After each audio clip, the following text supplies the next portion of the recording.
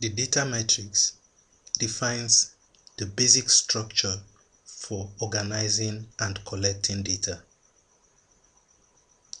In Excel, an Excel worksheet is an array of over 17 billion cells. You must know how to organize the data you collect within the worksheet in order to make the data useful. For every worksheet, each cell has an address. The address is a combination of the column alphabet and the row number. For example, this cell is cell F8. The address of this cell appears on the name box. Cell F8 belongs to the 8th row of column F. To organize the data you collect in Excel so that they are clean, relevant, and useful, you must do the following. First, you must identify the entity of interest. Secondly, you must define the fields in columns. Finally, you must enter the data for each observation of the entity in a single row.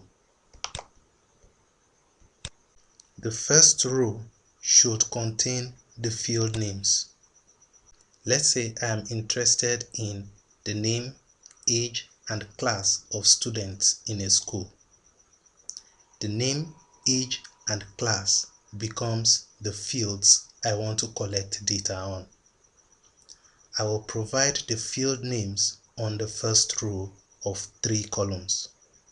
So I want name, age, and class.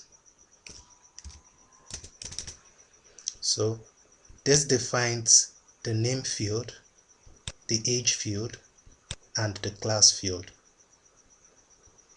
The name field will hold names, the age field will hold ages, and the class field will hold classes.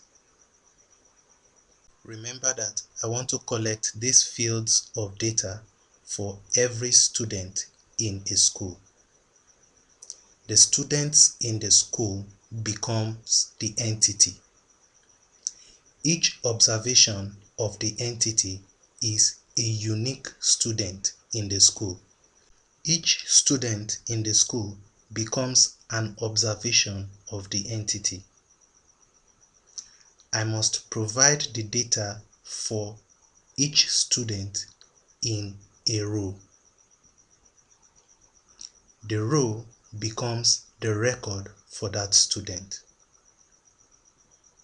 For example, let's say there is a student with the name Abu, age 16, and class 5. This is the record for the student Abu. I must collect similar data for every other student in the school. This is how to organize your data in Excel. If you organize your data this way, you will end up with clean, relevant, useful data.